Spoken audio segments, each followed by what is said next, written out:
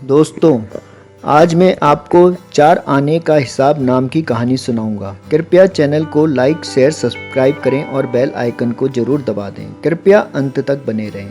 बहुत समय पहले की बात है। चंदनपुर का राजा बड़ा प्रतापी था। दूर दूर तक उसकी समृद्धि की चर्चाएं होती थी। उसके महल में हर सुख सुविधा की वस्तु उपलब्ध थी, पर फिर भी वह अंदर से उसका मन अशांत रहता था।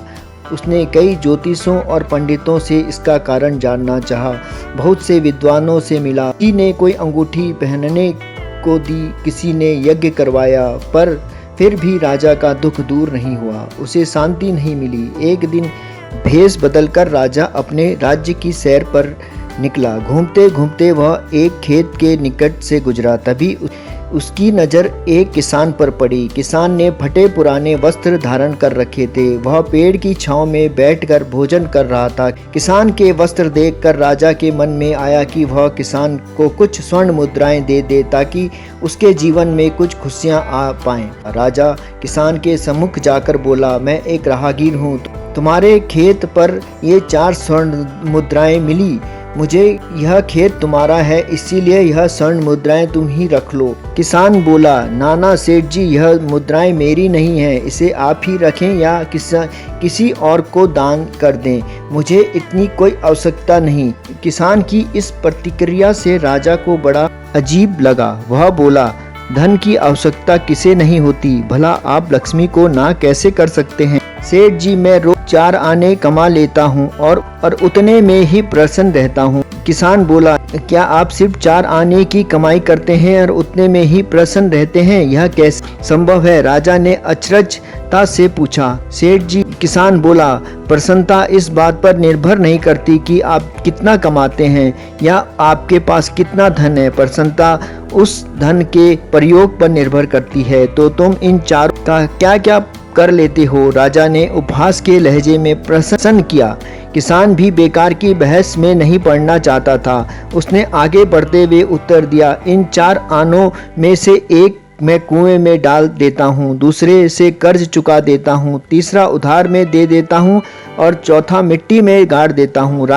यह कहकर किसान आगे बढ़ लिया। अब राजा भी महल में आ गया। राजा सोने लगा। उसे यह उत्तर समझ नहीं आया। वह किसान से इसका अर्थ पूछना चाहता था, पर वह जा चुका था। राजा ने अगले ही सुबह सभा बुलाई और पूरे दरबार में कल की घटना कह सुनाई और सबसे किसान के उस कथन का अर्थ पूछने लगा। दरबारियों ने अपने अपने तर्क पेश किए और कोई भी राजा को संतुष्ट नहीं कर पाया। अंत में किसान को ही दरबार में बुलाने का निर्णय लिया गया। खोजबीन के बाद किसान मिला और उसे कल ही सभा में प्रस्तुत होने का निर्देश दिया गया। राजा ने किसान को उस दिन अपने भेष बदल कर भ्रमण करने के बारे में बताया और सम्मानपूर्वक दरबार में बैठाया। मैं तुम्हारे उत्तर से प्रभावित हूँ। मैं तुम्हारे 4 आने का हिसाब जानना चाहता हूँ। बताओ, तुम अपनी कमाई 4 आने किस तरह खर्च करते हो जो तुम इतना प्रसन्न और संतुष्ट रह पाते हो? राजा ने प्रश्न किया।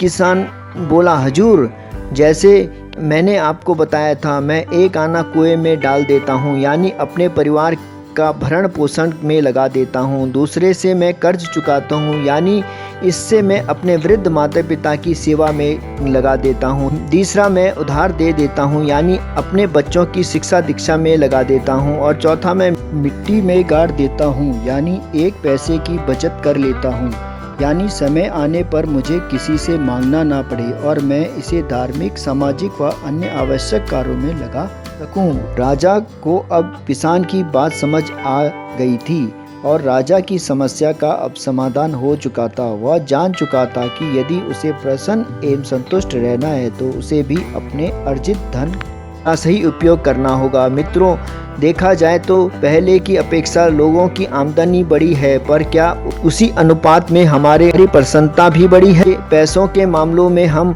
कहीं ना कहीं गलती कर रहे हैं। लाइफ को बैलेंस करना जरूरी है।